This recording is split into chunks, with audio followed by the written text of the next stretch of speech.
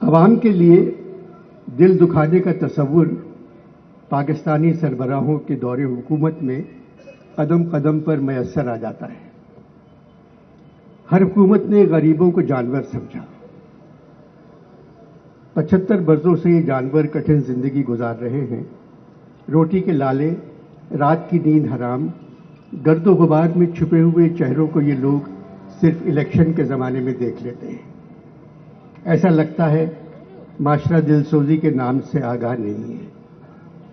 پریشان حال لوگوں کو یہ لوگ بیلوں، گایوں، بدھیوں، بچڑوں کا ایک غول سمجھتے ہیں اور بڑی بڑی سیاہ شیشوں والی گاڑیوں میں بیٹھے خود کو خدا سمجھتے ہوئے، کیونکہ وہ سب کچھ دیکھ رہے ہیں، ان کو کوئی نہیں دیکھ سکتا، سائرن بجاتے ہوئے غول کو ادھر ادھر بھگا دیتے ہیں اور ان کے لیے بریانی کے پیکٹ پھینکتے جاتے ہیں۔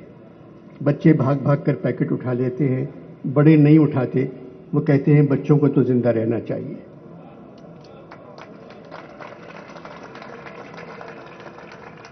ان مناظر کا اثر بھی سیاستدانوں پر نہیں ہوتا۔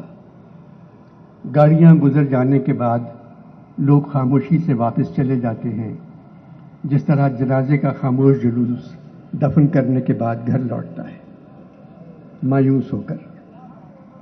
75 برسوں سے ہم اس طرح کے منظر دیکھ رہے ہیں۔ بھائی کتنا کماؤ گے، کتنا لوٹو گے، کتنا جھوٹ بولو گے، کتنا اپنے اوپر خرچ کرو گے؟ غریب تو اب کہتے ہیں کوئی طاقت ہی نہیں آپ کی طاقت کے سوا، کچھ بچا ہی نہیں میرے لیے جنت کے سوا۔